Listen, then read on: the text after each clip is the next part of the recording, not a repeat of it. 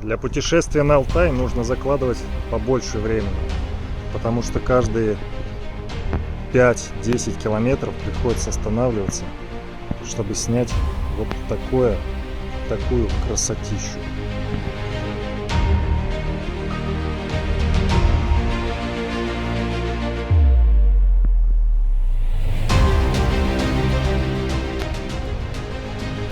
Это не место, где за 2-3 дня можно все осмотреть. Тут хочется наслаждаться этим все время.